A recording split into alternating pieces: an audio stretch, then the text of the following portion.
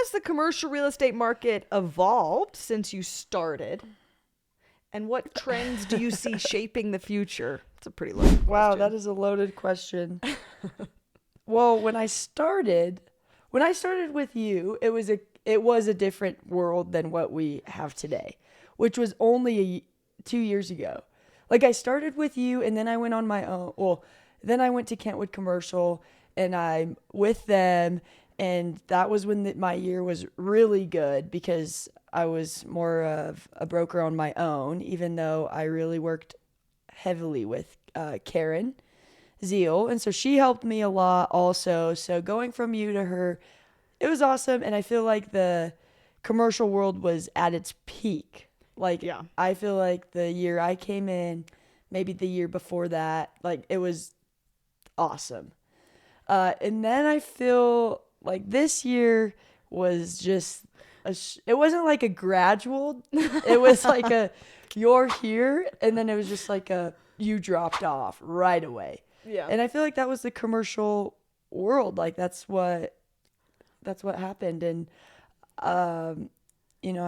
I'm grateful for people like you because you taught me a lot, but you also helped me a lot when throughout those times when I had a lot of questions or sending me referrals or just like you really helped me get my business off the ground. And I appreciate that. And so I feel very lucky that my first year was a success. But in general, the commercial world, I don't know, it's out of control. Well, hey, commercial real estate is very cyclical. It is. Yes. Just like everything in this world. Yes. And it's hard to come in when it's so easy. Exactly. And then the market changes and you're like, wait, this was so easy. I remember at the beginning, like first quarter of 2023, we were all just like going. Yeah. Nobody was closing anything. And then you'd like get to showings, and you'd like look at the broker and you'd be like, are you closing anything? And they'd be like, no. Yeah, are you yeah. closing anything? And you'd be like, no. When I realized that all the brokers around us were experiencing that, I felt a little better. When I went to the industrial summit and every single broker from Denver was there, I was like, okay, this is a tough year because normally like they're all very busy. So it's hard to go to those summits all the time because you just, I don't know.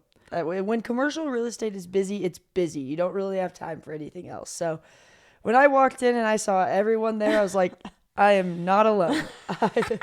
That is for sure. Hey, Tyler. Hey, Brian. Hey, Tyler. I joke that all commercial real estate brokers' names are Tyler and Brian. It's close. Really close. It's really close. But how I see like commercial real estate, that was the second half, right? Like how you see it. What trends do you see shaping its future? Oh,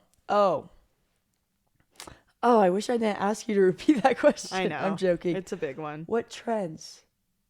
Well, I think what you're doing is a huge trend that is shaping commercial real estate's future. Like you being heavily involved in social media and TikTok and Instagram and Twitter, like that is not easy at all because you are constantly on social media and there's a lot of negativity on there. So it's not easy to do that, but you do it really well. And I think that's a huge kudos to you because that is shaping commercial real estate. Because commercial real estate is still kind of stuck in the archaic ages. It's just not where residential is. And so I think small things like it's not small, but what you're doing is huge, like for commercial real estate. Thanks, see? Yeah. That's nice of you. Yeah, of course, dude. So if somebody were to want to start in commercial real estate, what advice would you give them? I would give them, I would say go and once you get your real estate license, find someone that can mentor you. Because when I mentored was your mentee, that was the best decision ever because you do a lot on the landlord side of things, right? Like you do a lot of the listings and showing properties like that. And so I learned a lot about the listing side of things while, being your mentee. But then I realized when I kind of went on my own with Kentwood that I like the tenant side of things. So like being with a mentor, I think you just learn all aspects of the business. Like I learned everything. And even with you, we would do some tenant stuff.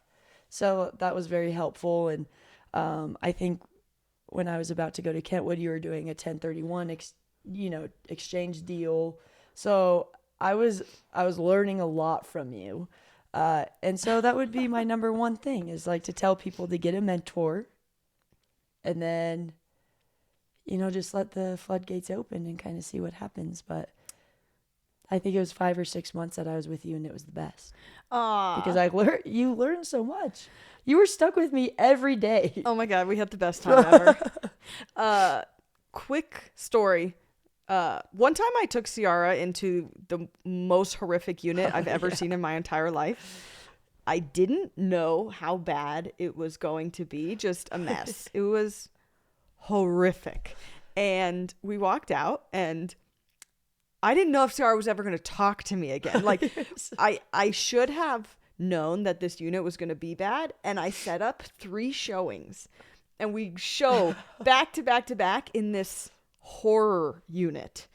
And miraculously, we leased it. Dude, you leased that place. That's wild. 1 and 2, Ciara still talks to me. And 3, I learned a big lesson, which was never do that again. Even though it all turned out okay. If you have any inclination of not going into a unit, check before you schedule 3 tours in a row. Yeah, that was wild. Oopsies. That was crazy. I'm sorry. No, it's okay. No, I think I was apologizing to myself. No, I'm just kidding. I'm just kidding. Shake it. Ready to shatter your glass ceiling while creating legacy and financial freedom? Head to my show notes for our free guide, How to Get Started in Commercial Real Estate.